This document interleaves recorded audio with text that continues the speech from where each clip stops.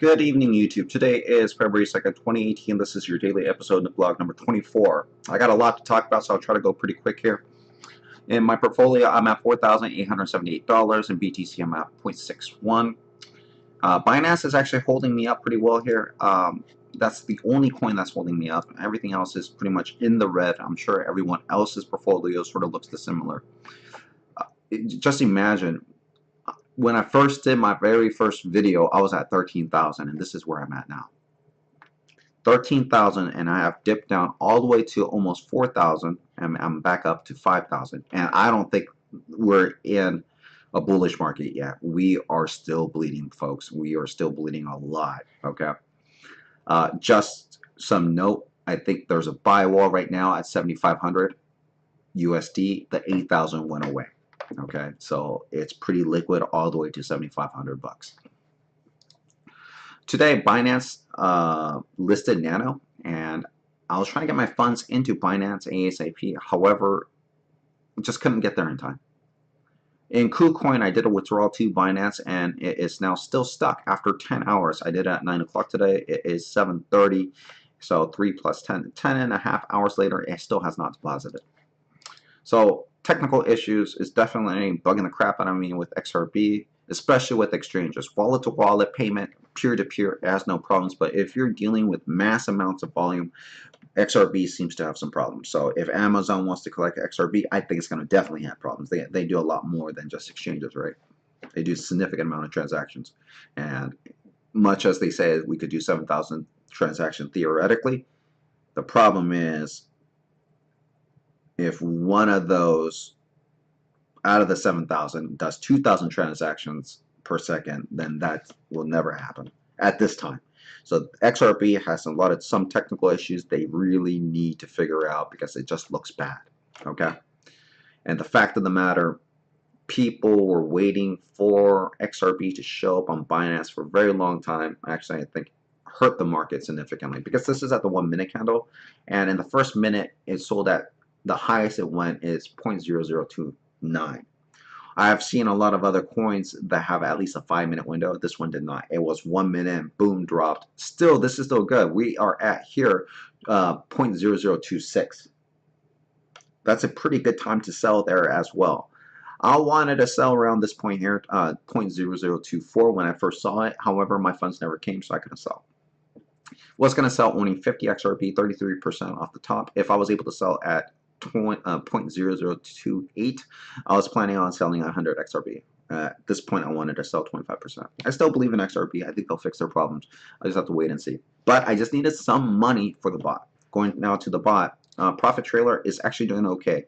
In the downswing of things, we are at 0.105 in BTC. If I get my sells off, this is where we're at. If we see 0.11, I mean, that is a 10% gain in what, a week? That's crazy. Okay, so but we haven't seen that number yet. I'm gonna wait until I see the number. I want to just wait a little bit, but so far, oh, actually, look at that. Boom, I got hit hard. Anyways, you see what's going on. Real quick, before I jump into my last topic, the bot is not for everybody. I have lost sleep over this sucker more than anything. This is much more stressful than I feel like day trading, or maybe not day trading, but just holding your coins and researching. This guy buys things based upon what you select. You have to babysit this guy, and it sucks to babysit. You continuously look what he's buying. You want to continuously make modifications to the settings based upon the market.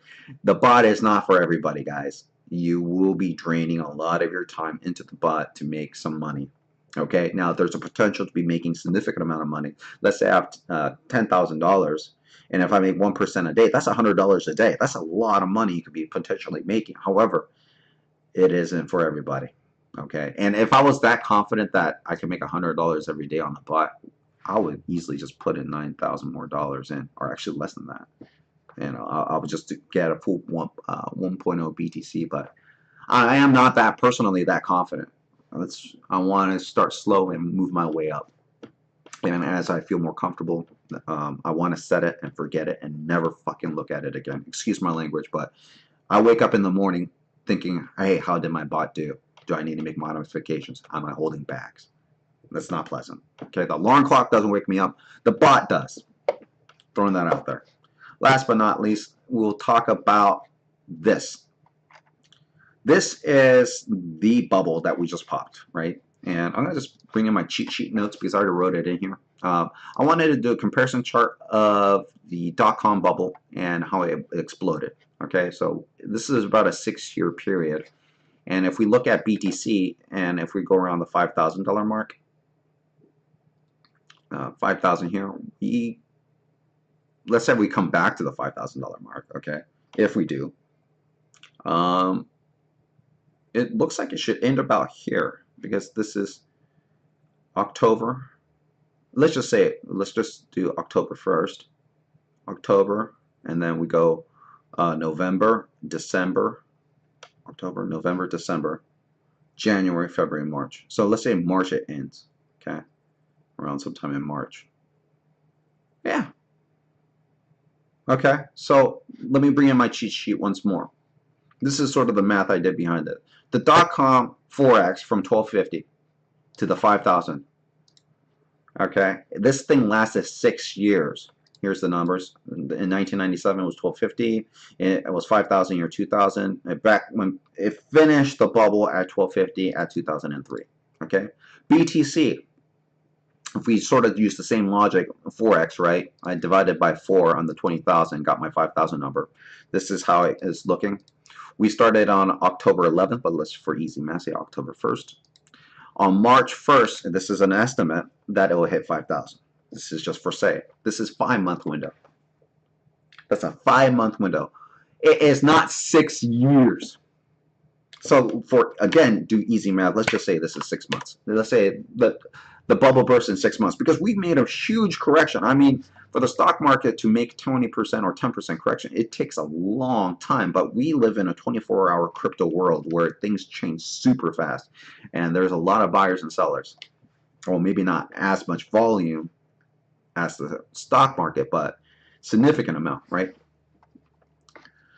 So if people are comparing this to the dot-com bubble, we should be finished with the bubble in about 5 months and not 6 years. That's the big thing. We want quicker recovery from this point, right? It needs to get worse before it gets better. It took 17 years for the stock market to hit all-time high again. So if we say every year equals 1 month in crypto, we will be at all-time high in about a year and a half. Again, just using the logic of crypto. So if we 5x, if we do 5x from here somewhere, let's say it goes down to 5,000 bucks, and then we go back 4x, excuse me. In 1.5 years, let's say we double down, put a little bit more down on this 5,000 mark. 4x is a significant gain in a year and a half. I mean, asking for 200% is insane in 1 year as an investment. So the question is, when do we double down at this point? I'm not going to double down. I'm still slightly positive. The most I'll probably do is another $1,000. I talked about why I wouldn't double down, but I just wanted to give you guys when is recovery going to happen and how slow is recovery going to be. If we model this to .com, there's a lot of perks behind it because crypto is moving so fast. Instead of waiting years and years and years for recovery, we'll be seeing recovery within months. And then it will be a slow, steady pace all the way up to possibly back to 20,000 in a year and a half, based upon this logic here. So just wanted to conclude that video. Thank you very much for watching. Please subscribe, thumbs up. Thanks. Bye.